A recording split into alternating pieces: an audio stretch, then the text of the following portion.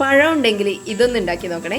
ചൂടോടെ കഴിക്കാൻ നല്ല ടേസ്റ്റാണ്. നല്ലൊരു 4 മണി പലഹാരമാണ്. ഇതെങ്ങനെ ഉണ്ടാക്കാൻ നോക്കാം. അതിന് വേണ്ടിയിട്ട് ഇതുപോലത്തെ 4 നേന്ത്രപ്പഴം എടുത്തിട്ടുണ്ട്. അത് ഈ ഒരു വലുപ്പത്തിലുള്ള കഷ്ണങ്ങളാക്കിയിട്ട് മുറിച്ചെടുക്കുക. ആദ്യം നടുവേ ഒന്ന് മുറിക്കുക, പിന്നെ ഒരു 4 ആക്കിയിട്ട് കട്ട് ചെയ്തെടുക്കാം. ഇനി ഒരു പാത്രത്തിലേക്ക് 1 കപ്പ് മൈദ ഇട്ട് കൊടുക്കാം. ഇതിൻ്റെ അകത്തേക്ക് 1 ടേബിൾ സ്പൂൺ കോൺഫ്ലോർ ഇട്ട് കൊടുക്കാം. ഇനി 2 ടേബിൾ സ്പൂൺ പഞ്ചസാര ഇട്ട് കൊടുക്കാം. ഇനി ഇതിൻ്റെ അകത്തേക്ക് മധുരം ഒന്ന് ബാലൻസ് ചെയ്യാൻ വേണ്ടിയിട്ട് ഒരു നുള്ളു ഉപ്പിട്ട് കൊടുക്കാം. പിന്നെ കുറച്ച് ഏലക്കാപ്പൊടി ഇട്ട് കൊടുക്കാം. കൂടുതൽ വേണ്ട, കുറച്ച് മതി. ഇനി അതിൻ്റെ അകത്തേക്ക് ഒരു 1/4 ടീസ്പൂൺ മഞ്ഞൾപ്പൊടിയും കൂടി ഇട്ട് കൊടുത്തിട്ട് നന്നായിട്ടൊന്ന് മിക്സ് ചെയ്തെടുക്കാം. എല്ലാം കൂടി ഒന്ന് മിക്സായി വരുന്നവരെ ഇതുപോലെ സ്പൂൺ കൊണ്ടോ വിസ്ക് കൊണ്ടോ ഒന്ന് മിക്സ് ചെയ്തെടുക്കാം.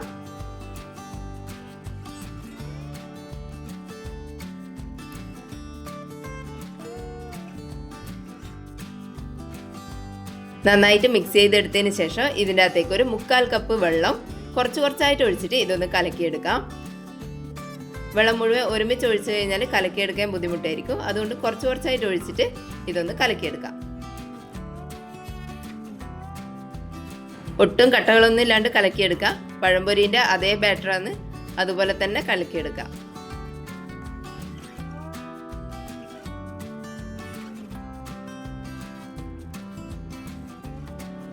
ഇതുപോലെ നന്നായിട്ട് കലക്കിയെടുത്തിട്ടുണ്ട്. ഈ ഒരു കൺസിസ്റ്റൻസിയിൽ വേണം കലക്കിയെടുക്കാൻ വേണ്ടിയിട്ട്. അധികം ലൂസായി പോവരുത്, അധികം കട്ടിയും വേണ്ട. ഇനി ഇതിൻ്റെ അകത്തേക്ക് നമ്മൾ അരിഞ്ഞു വെച്ചിട്ടുള്ള പഴം കുറച്ച് ഇട്ട് കൊടുക്കാം. ഇനി ഈ പഴം മുഴുവൻ ഈ ബാറ്ററിൽ നന്നായിട്ടൊന്ന് മുക്കിയെടുക്കാം.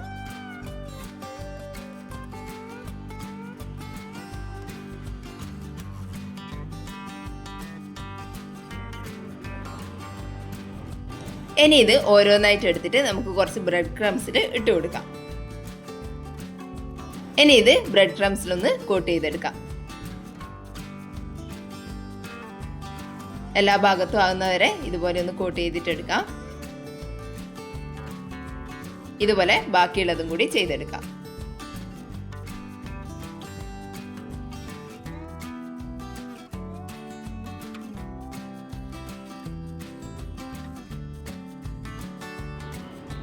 ഇതുപോലെ മുഴുവനും ചെയ്തെടുക്കാം.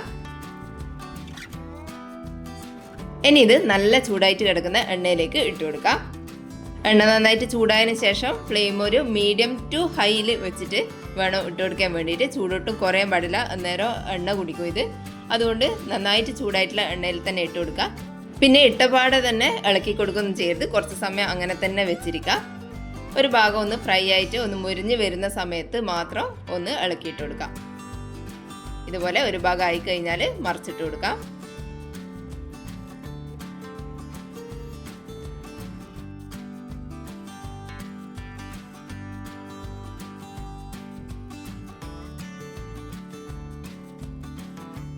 രണ്ട് ഭാഗം ഒന്ന് മുരിഞ്ഞ് വന്ന് കളറിലൊന്ന് മാറി വരുമ്പോൾ ഇത് എണ്ണേൻ്റെ അകത്ത് നിന്ന് കോരി മാറ്റാം. ഈ ഒരു കളറിൽ വേണം എടുക്കാൻ വേണ്ടിയിട്ട്.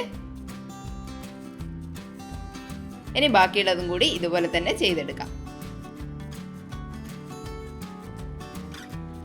ഇത്രയേ ഉള്ളൂ, നമ്മളെ ക്രിസ്പി പഴംപൊരി റെഡി ആയിട്ടുണ്ട്. ചൂടോടെ കഴിക്കാൻ നല്ല ടേസ്റ്റാണ്. ഇതിൻ്റെ പുറംഭാഗം നല്ല ക്രിസ്പിയും ഉള്ളിൽ നല്ല സോഫ്റ്റുമാണ്. ചൂടോടെ കഴിക്കാൻ നല്ല ടേസ്റ്റാണ്. എന്തായാലും ഒന്ന് ഉണ്ടാക്കി നോക്കണേ. വീഡിയോ കണ്ടിട്ട് ഇഷ്ടപ്പെട്ടിട്ടുണ്ടെങ്കിൽ ഒന്ന് ലൈക്ക് ചെയ്ത് സബ്സ്ക്രൈബ് ചെയ്യണേ. താങ്ക്